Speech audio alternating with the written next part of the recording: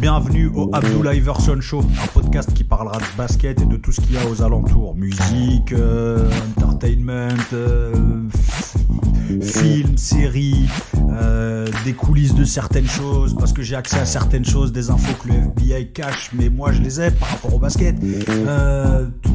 Toutes ces choses-là, ça fera un peu toute cette émission où en fait c'est juste l'avis de quelqu'un qui regarde des matchs, qui regarde la NBA depuis très longtemps et qui donne son avis. Alors c'est pas un avis de professionnel, c'est un avis d'amateur, mais c'est un avis de consommateur, comme on dirait maintenant, comme dirait maintenant un chef du marketing. Donc non, là la NBA a repris depuis peu, c'est-à-dire depuis hier, et ça fait très bizarre parce que on n'a jamais eu de match de basket comme ça pendant l'été. Ça fait pas si bizarre que ça de ne pas avoir en fait de public, parce qu'en fait je m'attendais pas du tout à cette manière de faire. Et c'est vrai que la NBA, ils sont super bons. Alors, ce qu'ils font, c'est qu'ils recréent, ils recréent déjà l'ambiance, les couleurs, etc. On avait pu le voir sur les scrimmages, mais ils recréent l'ambiance, les couleurs, etc. Du terrain de l'équipe qui réceptionne. La seule différence, c'est que le gros logo du milieu, c'est le logo NBA. Mais sinon, ils remettent... Alors, chose qu'on n'avait pas vu pendant les scrimmages, c'est qu'ils mettent aussi les sponsors et tout, comme dans le vrai stade de l'équipe qui reçoit.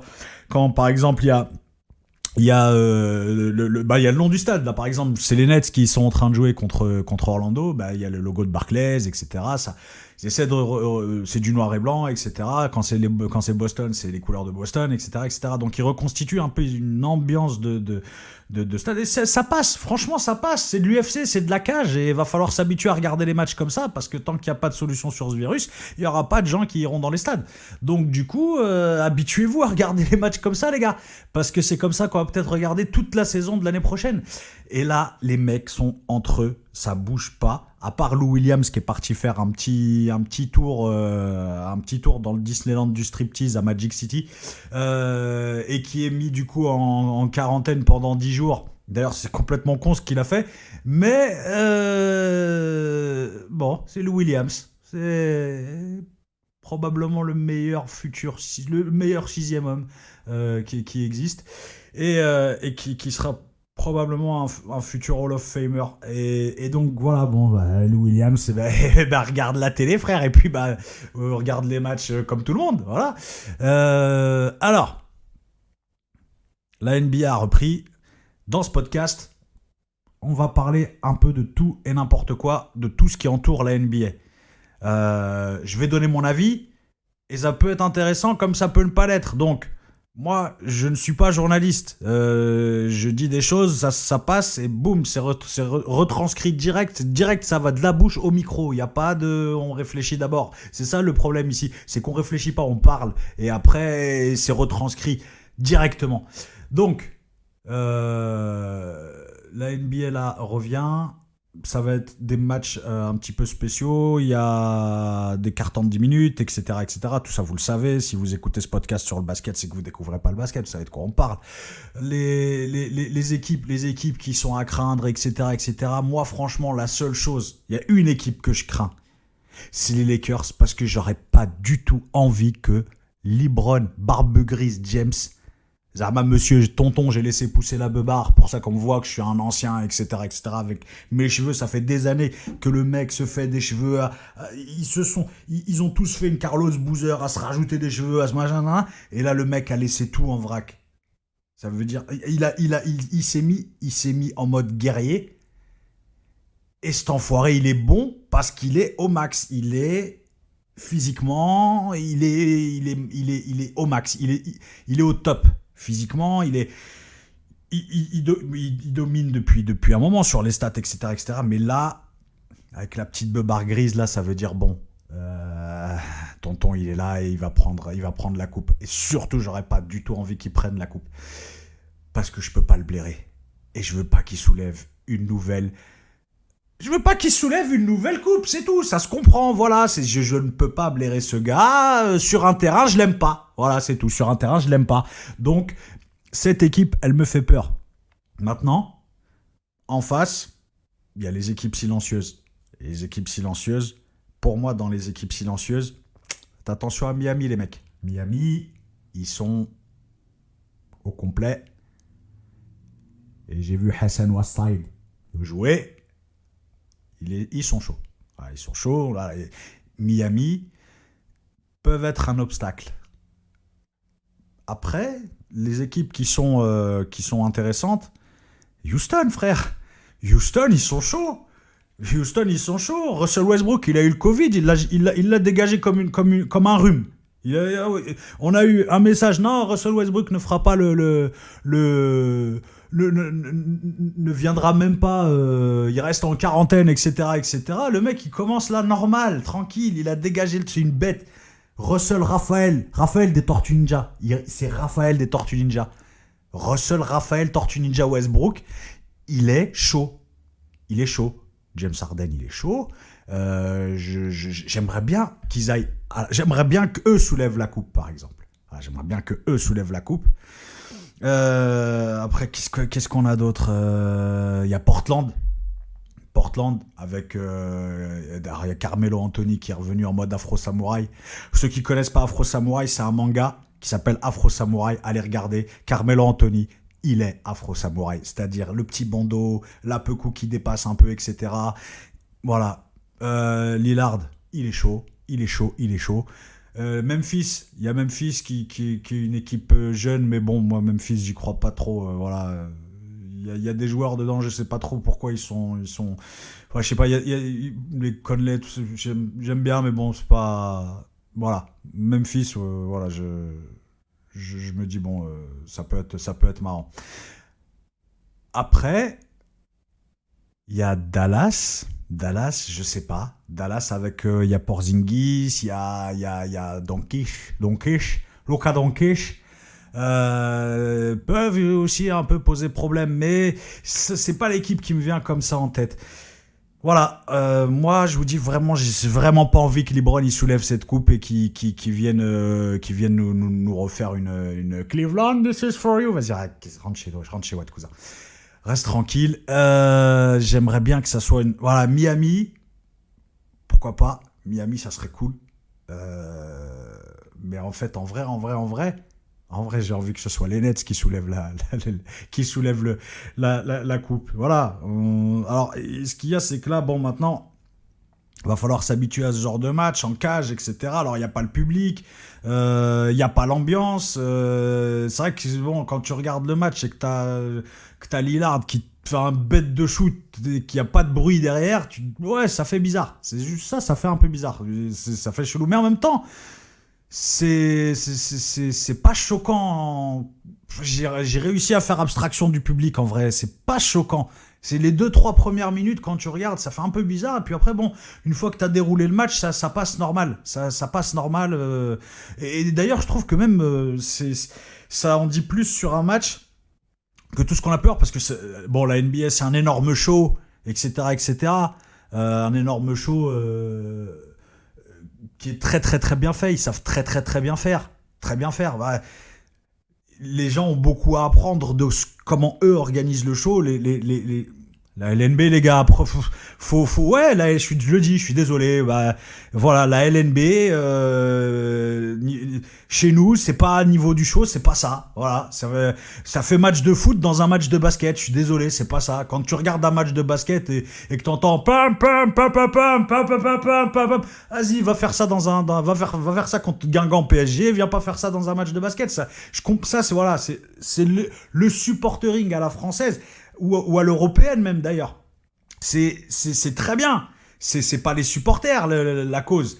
Mais l'ambiance d'un terrain de basket en LNB, bah voilà, elle est pas la même qu'en NBA. Mais après c'est normal, on parle de choses différentes. Mais on devrait ici prendre certains exemples. Et d'ailleurs, il y a pas mal de choses qui ont évolué quand même. C'est vrai voilà, en France sur ça, c'est vrai qu'il y a quand même pas mal de choses qui ont évolué.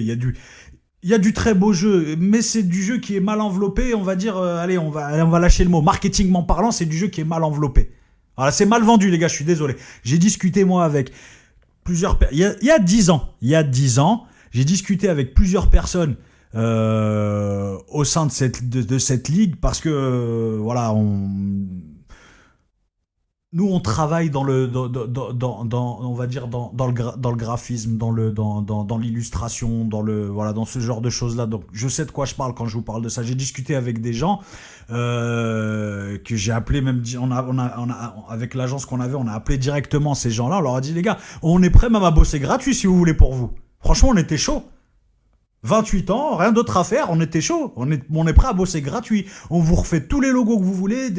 Vos logos, ils sont qu'éclats. Ils sont claqués. Ils sont claqués. Et le mec m'a répondu, il m'a dit, ouais, non, mais en fait, chaque machin, je suis tombé sur une secrétaire, un gars qui devait avoir 50 balais, qui en avait rien à foutre, qui m'a dit, non, non, non. Après, on a envoyé des mails et on a eu des réponses de la part de certaines personnes au sein de la ligue. Alors, je sais plus si c'est LNB, FFBB, ouais, c'est ça, la Fédération Française de Basketball. Voilà. Il y a certaines équipes qui ont des bêtes d'images, qui ont des bêtes de logos. Alors là, je pars dans un autre truc, mais ça sera ça, le Abdoulaye Versol Show. Voilà, ça sera ça. On va parler de choses. Vous attendez pas à avoir à avoir tout le temps les résultats, les machins, les ceci, les cela. Voilà, on suit le basket, on déroule les matchs, on regarde de temps en temps comme ça, on vous donne des infos ici, etc. Mais aussi, on parle des alentours du basket. On parle de tout ce qu'il y a autour.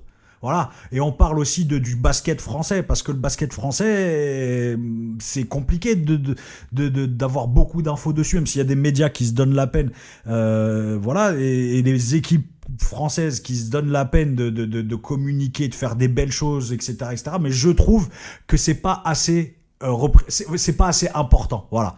Donc, les mecs qu'on a contacté, voilà, nous ont fait comprendre, bon, c'est chacun son truc, etc. Faut appeler les équipes un par un, etc., etc. Ce qui est à peu près logique, puisque les équipes fonctionnent. Alors, je sais pas comment ça fonctionne exactement, mais bon, si ça fonctionne sur le système américain, c'est chacun sa franchise, etc. Sauf que nous, on fonctionne pas en France sur le système américain au niveau de la ligue, etc., etc. Après, il y a des choses qui ont changé.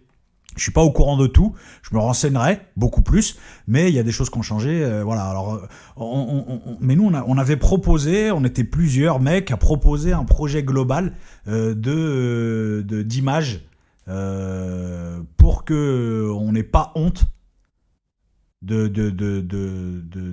l'imagerie du basket français, mais juste en termes d'enveloppe, de packaging, on va dire, voilà.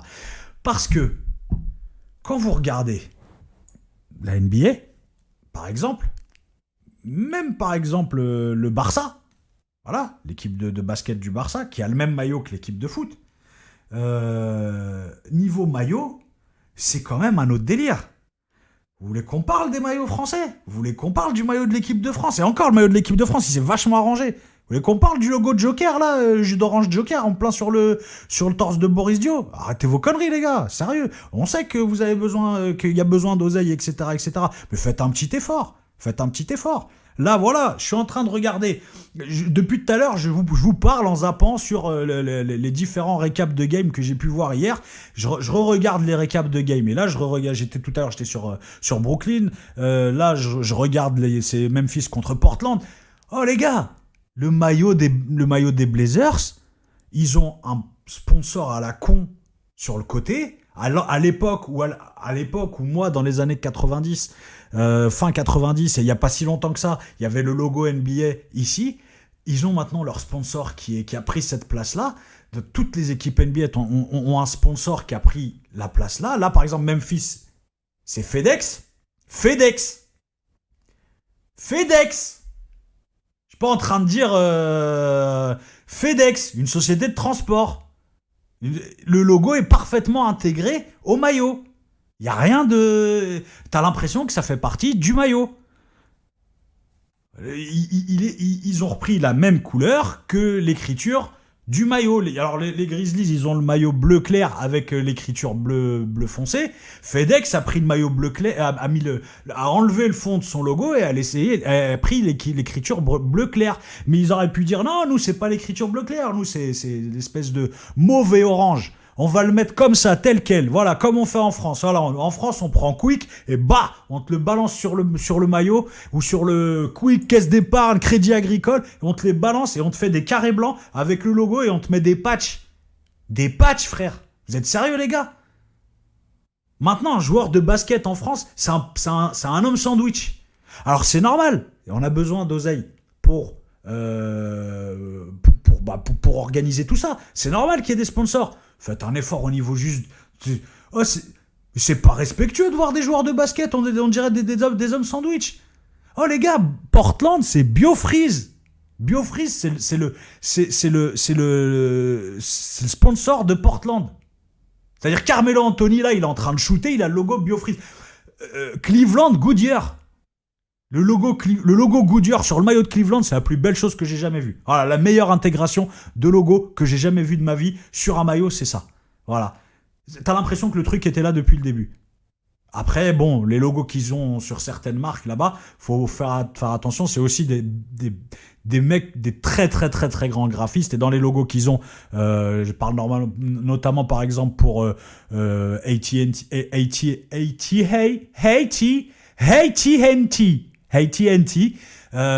qui sponsorise les Spurs. Le logo, il est fait par Solbass. Si vous connaissez pas Solbass, les gars, renseignez-vous. Vous verrez. Vous connaissez Solbass.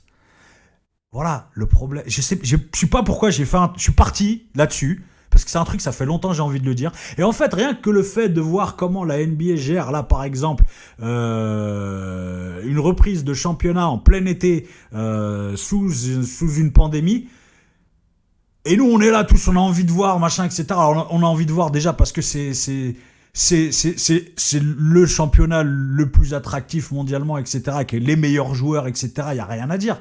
Mais moi, j'ai envie de regarder ça, j'ai envie de regarder les matchs de basket en France, de LNB, comme ça, avec la même intensité de tout ce qu'il y a autour.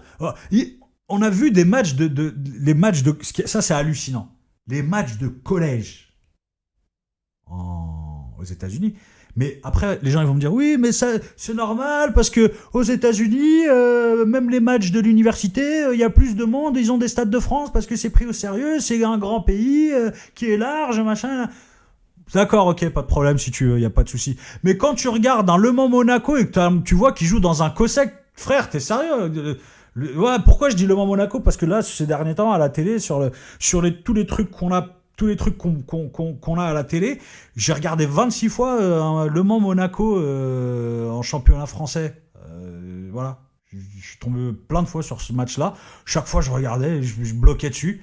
Et Le Mans Monaco, ok, je comprends, ils ont les mêmes couleurs que l'équipe de Monaco, c'est normal, comme le Barça, etc. Ok, mais le terrain, faut arrêter. Prenez pas des cosecs. Il y a des angles droits. On voit la sortie avec écrit exit. Exit, machin. Presque t'as l'impression, tu vois, c'est écrit toilette, WC. Voilà. Tu dis tiens, les chiottes elles sont là. Ouais. Bah super. Faites un effort d'emballage. Vous respectez pas les joueurs en faisant ça. Et là, je parle pas aux gens qui se cassent la tête dans les fédérations à faire avancer le truc. Je parle aux gens qui sont décideurs tout en haut et qui ont aucun goût. Voilà. C'est à ceux-là que je parle. Ah, ceux qui sont assis qui disent ah oui, ça, oui, c'est très bien. On va prendre le maillot de l'équipe de France. Joker en plein milieu. Voilà, Boris Dio, quand il va shooter, il va avoir un gros maillot écrit Joker en plein milieu. Il n'y a que ces derniers temps que le maillot de l'équipe de France, il est stylé. Sinon, avant, c'était chaud. Caisse d'épargne, quick, machin, etc. Bon, vous avez compris. On en reparlera de ce truc-là. Mais je vous dis franchement, respectez un peu plus ce sport. La fédération de basket français, là, votre nouveau logo, enfin le logo que vous avez est très bien. D'ailleurs, ça fait penser à Quai 54. On se demande qui est arrivé en premier. Pour moi, c'est le logo de Quai 54 bien avant. Il y a des équipes, par contre, qui ont compris ça. Alors, les équipes sont différentes selon Paris Basket. Paris Basket, ouais, ils ont compris. Voilà, Paris Basket. Il y a un, comment ça s'appelle, niveau ambiance, image, etc. Voilà, il y a un truc. Il y a plein d'autres équipes. Hein. Le Valois, quand Boris Dio est venu jouer à Le Valois, je connaissais pas. Moi, je vous dis franchement, je regarde plus la NBA que le basket français. Et ça a toujours été comme ça. J'essaie de faire de plus en plus de regarder le basket français. En plus, alors, il y a un truc, c'est que voilà, moi j'ai grandi avec la NBA et c'est Georges Eddy qui commentait les matchs, etc., etc. Après, il y a eu Coach Monclar et Georges Eddy pendant un bon moment qui parlaient ensemble de basket sur la même chaîne. C'était sur Canal+. Après, Bein est arrivé. Coach Monclar est parti sur Bein, donc avec d'autres mecs, Vaution, etc., qui à la base c'était des mecs qui étaient sur Canal. Voilà, on a grandi, on regarde Eddie Halftime avec Xavier Vaution je me rappelle à l'époque, il faisait des reportages aux États-Unis, et voilà, c'était ça son taf. Voilà, j'ai jamais vu une meilleure émission, à part celle qu'il y a maintenant, bien sûr. Je parle pas d'NBA Extra, etc. C'est le top du top. Mais j'ai jamais vu une émission aussi cool que. Vous allez me dire, à part, il y a que eux qui parlent de NBA, je veux dire, à la télé. Bon, j'ai jamais vu pour moi une émission aussi cool que Canal NBA, par exemple. Mais cool, pourquoi ? Il y avait beaucoup moins de moyens que maintenant, déjà. Les réseaux sociaux n'étaient pas ce qu'ils étaient. Parce que maintenant, vrai, techniquement, on pourrait se passer de regarder la NBA à la télé. Voilà, moi, par exemple, j'ai le League Pass. Des fois, je vais sur Bein juste pour regarder le Bein. J'y vais pour NBA Extra. Des fois, quand j'ai un peu de nostalgie, de commentaires, et que j'ai envie d'entendre Coach Monclar, etc., ou Eric Mikou, ou Coach Singleton, ou toute la clique de Bein, je vais écouter, parce que j'aime bien quand c'est commenté par eux, etc., etc. Et voilà, il y a un truc. Mais bon, les 3/4 du temps, je les passe sur le League Pass. On n'a même plus besoin, si on veut, de regarder la télé entre guillemets française pour regarder ces matchs-là, pour regarder des matchs de NBA. À l'époque, il y avait Canal+, qui avait les droits exclusifs de la NBA. Il te passait 2 matchs par semaine, un le mercredi et un le vendredi soir. Et il te les passait aux horaires, des horaires, ils choisissaient leurs matchs, etc. Donc ils essayaient de trouver des matchs à peu près un peu attractifs. Ce qui fait que des fois, tu regardais souvent quand même un peu les mêmes équipes jouer, entre guillemets. Maintenant, l'avantage, c'est tout est open bar. Tout est open bar. Mais bon, il y avait une émission qui s'appelait Canal NBA, et il y avait Coach Monclar et Georges Eddy dedans. J'ai kiffé cette émission parce que la manière dont ça parlait, etc., etc. Voilà. Maintenant, si on me parle de basket français comme ça, par exemple, je trouve ça, je comprends pas. Peut-être mais c'est peut-être une question de droit, parce que je crois que Canal a conservé les droits du basket français. C'est encore pire alors si Canal a conservé les droits, parce que d'après ce que j'ai cru comprendre, alors un des plus pourris jours de ma vie, c'est le jour où on m'a dit que Georges Eddy ne commentait plus le basket. Enfin, qu'il commentait plus la NBA. Ah, j'étais pas bien ce jour-là. Ah, j'ai mis un post sur Facebook, j'avais Facebook à cette époque-là, j'ai mis en fond de truc là, j'ai mis Georges Eddy en fond d'écran. Comme s'il était mort, miskin, alors qu'il va très bien, j'espère qu'il va vivre encore très longtemps. Mais j'ai mis Georges Eddy, machin. Je me suis dit, je vais plus jamais entendre de ma vie un match commenté par Georges Eddy. J'apprends quoi ? Qu'en fait, les gens qui ont la chance d'habiter en Afrique peuvent entendre Georges Eddy. J'ai envie d'aller habiter en Afrique, de retourner en Afrique juste pour écouter un match de Georges Eddy. Commenté par Georges Eddy. Et donc j'ai cru comprendre que les gens qui ont c'est Canal Plus Afrique, voilà, Georges Eddy commentait les matchs pour eux. Voilà. Et qui commente aussi le basket français, la LNB. Et Georges Eddy qui commente le basket français en LNB, c'est un truc, c'est un délire. Voilà, maintenant mettez-moi Coach Monclar et Georges Eddy, les deux commenter le basket LNB. Ça va pas être pareil, les gars. Ça va pas être pareil. Quand moi je tombe sur un Pau Orthez Limoges commenté par Georges Eddy, ouais, je me dis c'est pas ça, ça y est, c'est ça. On y est. Non, en fait non, parce que tout le reste ça va pas. Tout le reste ça va pas. Parce que quand alors le jeu est pas le même, forcément. C'est pas du tout le même jeu que la NBA, puisque bon, la NBA, alors les marchés, ils laissent la part au spectacle, etc., etc. Bon, je pense qu'on devrait être plus souple quand même sur les marchés ici. Voilà, parce que c'est vrai que des fois, les 3/4 des dunks de LeBron James, c'est des marchés, en vrai. Quand tu regardes bien, voilà, ils font des marchés de ouf. D'ailleurs, même eux, je me demande même si James Harden, il connaît la règle sur les marchés, parce que des fois, tu dis, c'est pas possible. Le mec a fait 600 pas. À un moment donné, le gars, il est basketteur professionnel. C'est son truc. Il fait ça tous les jours. C'est-à-dire, à un moment donné, il se dit pas, je suis en train de marcher. Une fois que t'as pris la balle et que t'as fait 4 pas, Tu dis pas, j'en ai fait deux de trop ou un de trop, ou j'ai fait... Non, c'est pas possible. J'y crois pas. Tout ça pour dire quoi? Tout ça pour dire que la manière dont on regarde les matchs maintenant est très bien gérée. C'est très beau, c'est très bien fait. Rudy Gobert, il met le premier match, le premier point de l'entrée de la reprise de l'NBA, il met le dernier point. En plus, c'est des scénarios de film. C'est des scénarios de film. Rudy Gobert, le gars que je surkiffe, Rudy Gobert. Je surkiffe Rudy Gobert. Voilà. Ils ont eu Karl Malone, maintenant ils ont Rudy Gobert.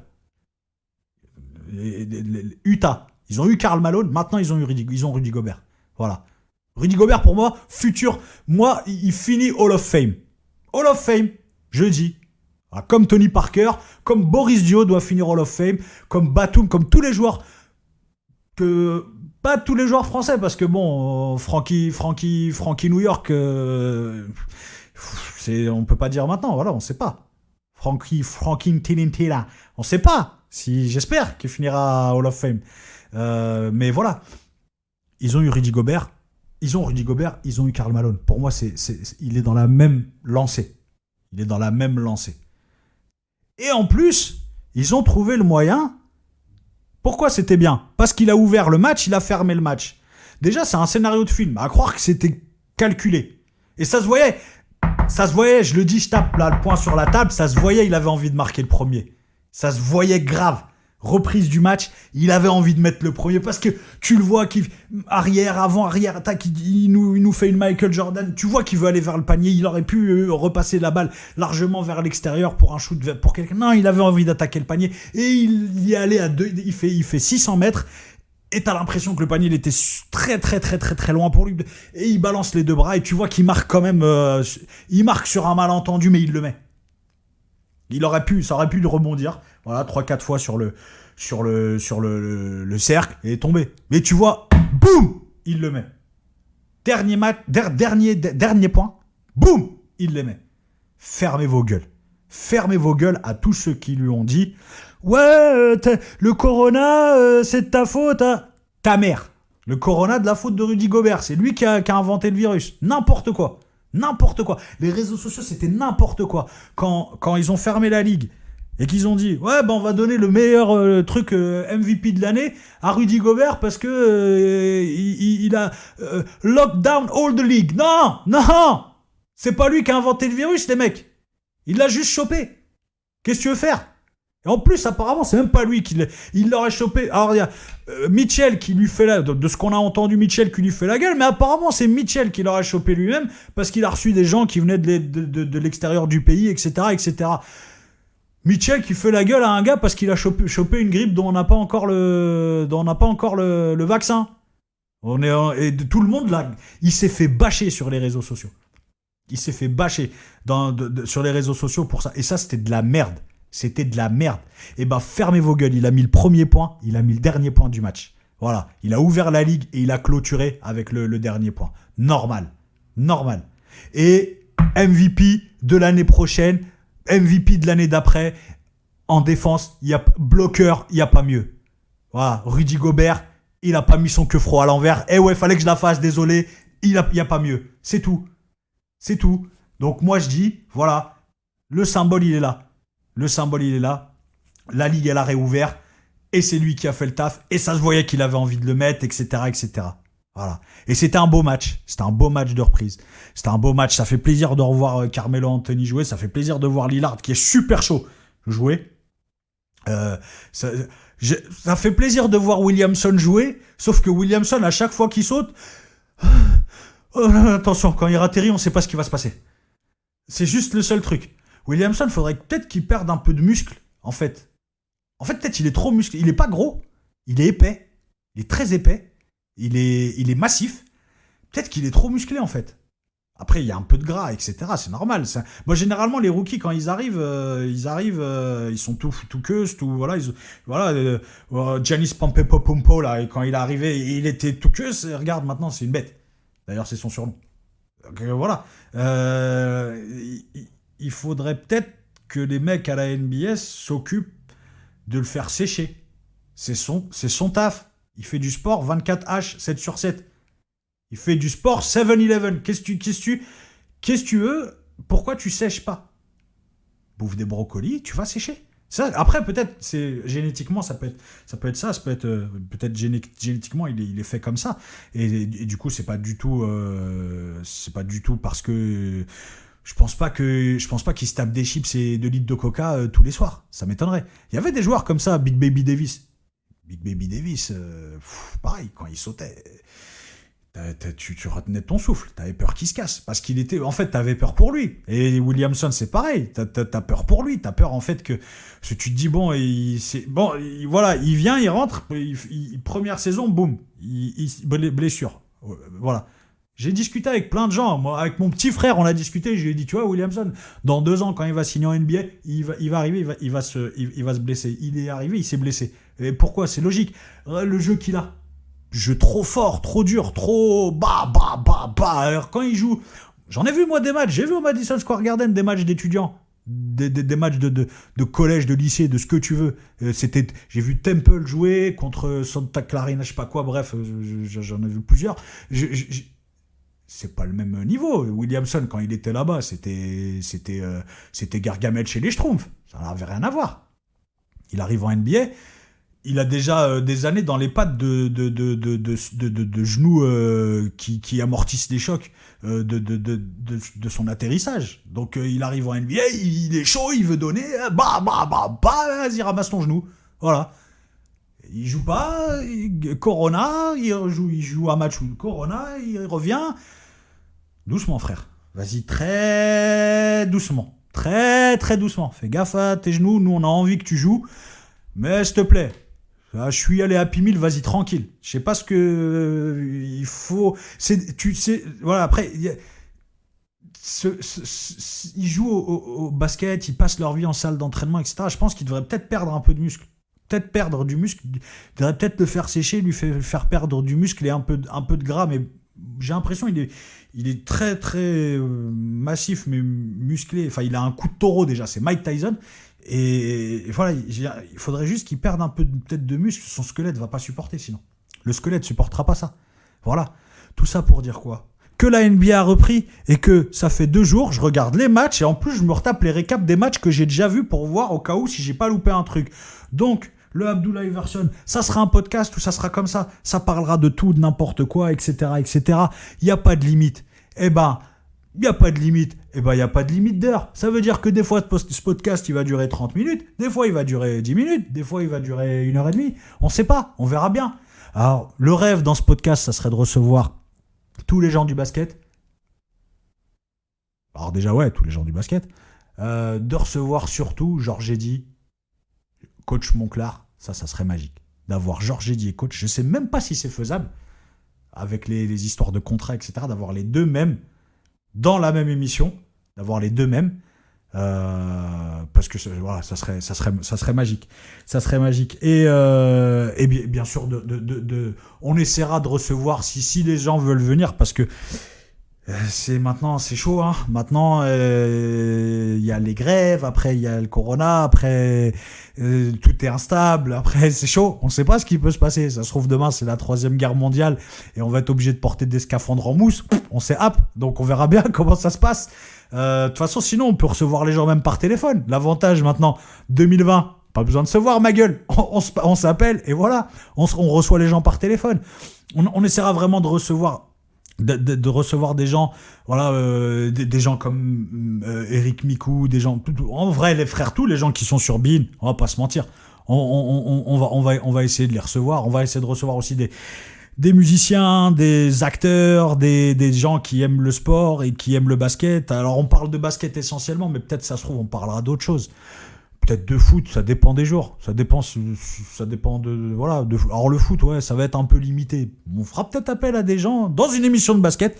On fera appel à des gens qui viendront de temps en temps parler de foot, mais il faudra toujours qu'il y ait un petit rapport avec le basket, quand même, parce que sinon, moi, dès que ça commence à faire du fumigène et à taper dans des tambours et à se mettre torse nu en plein hiver, J'habite à côté du Parc des Princes, donc je connais par cœur. Donc moi ça me va, mais je sais pas si les autres personnes qui écoutent, qui aiment le basket vont dire est-ce que c'est faisable ou pas, tu vois. On verra bien, on verra bien. De toute façon, je fais ce que je veux, c'est moi qui produis l'émission. Alors à la foutre, je suis le directeur artistique de toute de l'émission. Je suis je suis à la prise de son, au journalisme, etc., etc.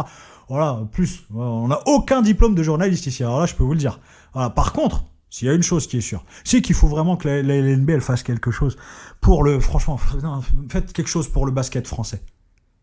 Faites quelque chose pour le basket français, mais marketingment parlant, c'est-à-dire rendez-le plus attractif. Je sais pas, ça suffira pas de faire des billets à 20 balles, les gars. Ça suffira pas. On a envie de voir des matchs de basket français. Il y a des bêtes de joueurs. Il y a des bêtes de joueurs qui jouent en France. Ça peut être c'est un championnat qui est mortel, mais mais en fait, les gens le savent pas. Je suis désolé, c'est ça. Les gens le savent pas. C'est un championnat qui est mortel, mais les gens ne le savent pas. Voilà. Il y a des gens qui regardent. Alors maintenant, avec en plus le syndrome des réseaux sociaux où les gens ne regardent même plus les matchs de basket, mais regardent juste les highlights sur les pages Instagram, etc., ou voilà, ou alors il y a des gens qui peuvent pas se prendre le pass, qui vont sur merci YouTube de diffuser des matchs. Voilà, s'il y avait eu YouTube quand j'avais 15 ans, sa mère, hein, franchement. On se serait pas cassé la tête à enregistrer sur cassette des All-Star Games, et aller mater, et vas-y, dépêche-toi que je le mate, parce que moi, faut que je le mate, et l'autre, ouais, t'as enregistré sur Canal, ah ouais, mais t'as vu, quand t'as enregistré, le son, il était pas très très bon, etc., tu vois, donc, bon, il y aurait eu YouTube à cette époque-là, ça aurait pas été la même. Mais bon. Juste un truc. Faites en sorte que LeBron James ne soit pas champion cette année. C'est tout. La seule chose. Voilà. La seule chose, c'est que LeBron James ne soit pas champion cette année. C'est tout. Et je vais vous prendre... Je suis en train de regarder un truc sur Instagram. Là, je suis sur Instagram, je regarde. Le problème, c'est ça. Leclerc, qui est pas la marque la plus glamour du siècle. Voilà. Pour moi, aucune marque n'est glamour. Voilà, aucune marque n'est glamour. Elles essaient de vous vendre du glamour, mais elles le sont pas. Elles le sont pas. Et quand vous trouverez une marque qui vous dit oui, nous, on est ceci, c'est pas vrai. Leur but, c'est de faire de la monnaie. Ok, donc qu'elles assument le fait qu'elles soient pas voilà. Après, t'as des marques qui communiquent, mais qui font de la merde. T'achètes du Nike, je suis désolé. Nike, ils font de la merde dans des pays. Ils foutent ça a été prouvé, etc. On achète du Nike. Et voilà. Et sur le coup, quand on achète, on se dit qu'est-ce qui se passe. C'est vrai que quand tu réfléchis, ça veut dire que tu cautionnes ce qu'ils sont en train de faire à l'étranger, etc. Bah ouais, mais t'achètes quand même, ça rase. Tu vois, je sais pas, c'est comme ça. Mais bon, ils vont pas venir te dire ils vont pas venir te dire on est responsable, ceci, cela. Ils vont juste... Voilà, par contre, bon, ils vont faire des campagnes de com où, voilà, tu vas te dire, bon, les mecs... c'est vrai que quand tu regardes la campagne de com, t'as envie de voter Nike. Ouais, tu vois, là, ils savent parler. Ils connaissent les codes, etc. Et puis c'est très facile de manipuler les gens sur une campagne publicitaire c'est facile, il suffit de mettre les images que personne n'osera mettre, de mettre voilà, et puis bon, tu t'as qu'à voir la campagne là qu'ils ont sortie, qui est magnifique d'ailleurs. Nike, ils ont sorti une campagne qui est magnifique. C'est un écran, il y a un split, donc il est coupé en deux l'écran, et à un côté de l'écran, il y a quelqu'un qui fait un sport, et de l'autre côté, il y a quelqu'un qui fait un autre sport. Et ils mettent en relation les deux écrans. Et en fait, l'écran de gauche, il se passe quelque chose qui n'a rien à voir avec l'écran de droite. Donc par exemple, je sais pas, l'écran de gauche, c'est une meuf qui, je sais pas si je dis une connerie, il faudrait que je la revoie, mais je sais pas, admettons, l'écran de gauche, c'est une meuf qui porte le voile et qui est en train de taper dans une balle de tennis, par exemple. Et l'écran de droite, tu vas voir Serena Williams, qui en fait fait le même geste que la meuf, et en fait, si tu veux, les deux images n'en font plus qu'une. La campagne, elle est magnifique. Elle est magnifique. Elle est magnifique. C'est pas le coq sportif qui va faire ça, hein. Parce que tu fais cette campagne ici, tu vas avoir 26 000 trucs. Oui, mais elle porte le voile, et oui, mais pourquoi voilà. Décathlon. On s'est compris. La campagne, elle est magnifique. Elle parle à tout le monde. Ils prennent le message global, c'est de parler à tout le monde. Donc ils acceptent qu'il y ait des choses que certaines personnes n'aiment pas, mais ils en parlent quand même. Voilà. Et alors, il faudrait que Je la posterai. On me l'a envoyé sur les réseaux sociaux, mais je la posterai. Je la posterai. J'attends juste un peu que l'Instagram, il y ait un peu plus de monde. On est 8 pour l'instant. Voilà, c'est tout. Mais bon, bah, j'attends juste qu'il y ait un peu plus de monde. Mais en même temps, on n'a pas fait d'émission. C'est la première, donc c'est logique qu'il n'y ait personne. Mais bon, ça va venir. Alors voilà, Nike, voilà, ils te balancent une campagne comme ça. Voilà. Ils peuvent te balancer une campagne avec Colin Kaepernick.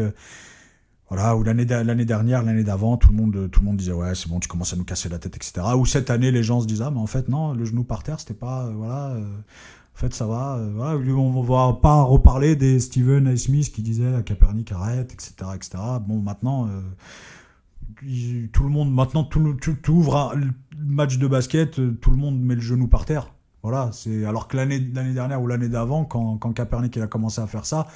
Les gens, ils étaient offusqués parce que tu respectais pas le drapeau, etc., etc. Mais tu peux le faire tout en respectant le drapeau. Et encore, ça, les drapeaux, tout ça, c'est un autre débat. Mais tu peux le faire en respectant... Enfin, maintenant, tout le monde le fait. Voilà. Nike, ils ont fait ça. Ils ont fait une campagne là-dessus. Voilà. Pourquoi je dis ça ? Parce que quand ces marques-là reprennent le marketing parce que vous pensez bien que les logos qui sont sur les maillots, Nike, ils ont eu leur mot à dire là-dessus, hein. Parce que Nike, ils vont pas mettre leur Nike collé à un Leclerc couleur orange pété et bleu, sachant qu'orange et bleu c'est mes couleurs préférées. Je suis fan des Knicks, même quand ils sont nazes, je suis fan des Knicks même quand ils sont pourris, je suis fan des Knicks même quand je regarde pas leur match. Voilà. Depuis tout petit, fan des Knicks du Madison Square Garden. Le Madison Square Garden, c'est le plus bel endroit où tu puisses voir un match. C'est le plus bel endroit où j'ai pu voir un match. Et j'en ai vu aussi au Barclays Center, qui est aussi un très très bel endroit. C'est deux délires différents. Mais le Madison, c'est un délire. Madison, c'est plus cher. Enfin, c'était plus cher, mais c'est un délire. Parce que maintenant, tu peux voir un match au Madison pour 20 balles. Il n'y a plus personne qui y va. Mais voilà, c'est un délire. J'ai vu Irving jouer là il y a pas longtemps, avant que tout s'arrête, au Barclays Center. Voilà, j'aurais bien aimé voir. J'ai vu comment il s'appelle, Durant jouer il y a en 2012 au Barclays Center, mais il était avec Oklahoma. Il a fait un dunk d'ailleurs de fou où il a failli mourir. Taperez sur Google. 4 décembre 2012, Kevin Durant qui dunk sur André Blatch. On a cru qu'il allait mourir. Même moi, de la place où j'étais, le rang Y, voilà, juste au-dessus de moi, il y avait les tribunes, les dernières tribunes. On l'a vu, on a retenu la respiration. On s'est dit, ouh, il part de trop loin. Tout ça pour dire quoi ? C'est que Nike, par exemple, quand ils vont prendre la ligue comme ça, ils vont prendre la ligue et qu'ils vont dire, voilà, bon, on va mettre des sponsors sur les maillots, voilà. Eh ben, démerdez-vous les sponsors, mais intégrez-vous au maillot. Voilà. Tu regardes les maillots d'ici, t'as envie de dire à un moment donné, vous faites exprès. Le maillot de Blois, l'équipe de Blois, par exemple, que je les suis, moi, l'équipe de Blois. Il y a des très bons joueurs dans l'équipe de Blois. Tu vois le maillot de l'équipe de Blois ? Leclerc. Sérieux ? Leclerc sur les abdos. BMW, la mutualité, V1, presque il y a le logo de BFM. C'est une équipe de... Je kiffe. Et cerise sur le gâteau, putain de logo de la caisse d'épargne sur la cuisse. Ah les gars, réveillez-vous. Quand je dis réveillez-vous, je parle aux dirigeants, les gens qui dirigent. Les mecs de Blois, les dirigeants de Blois, à un moment donné, vous dites pas c'est moche. Nous aussi, on aimerait bien acheter des maillots d'équipes françaises, de championnat français pour supporter le championnat, pour qu'il y ait encore plus de basket et qu'il y ait plus de structures de basket en France, etc., qu'il y ait encore plus de terrains de basket dans les quartiers, qu'il y ait encore plus de... Il y en a ras-le-bol des city-stades avec le sol en mousse. Avec un terrain de foot et un panneau de basket au-dessus, et on nous dit ouais mais c'est bon, non, c'est des terrains de foot ça les gars, c'est pas des terrains de basket. Tu joues pas au basket sur de la mousse, tu joues au basket sur du goudron, point barre. Il y a pas de sujet, il y a pas de débat là-dessus. Voilà. Donc tout ça pour dire que ça j'en reparlerai encore. Je ferai une manif pour qu'ils arrêtent de mettre le logo de la caisse d'épargne sur les équipements de basket. Moi, je veux acheter des maillots. Moi, je le veux, le maillot de Blois. Mais pas avec pas avec la caisse d'épargne dessus, que j'en ai rien à foutre de ça, moi j'en veux pas. Par contre, j'irais bien acheter le maillot des Blazers ou de qui tu veux, même avec le sponsor. C'est ça qui est paradoxal. Moi, j'ai pas envie de donner de l'oseille à la caisse d'épargne quand je vais acheter un maillot, j'en ai rien à foutre. Je veux supporter l'équipe, je veux supporter les joueurs. Voilà. Après que la caisse d'épargne, elle finance le stade, les réparations, Psartec, c'est le minimum qu'elle puisse faire. Voilà. Parce que nous, on vous finance, les banques. Donc, financez aussi un peu les trucs. Il n'y a pas de problème.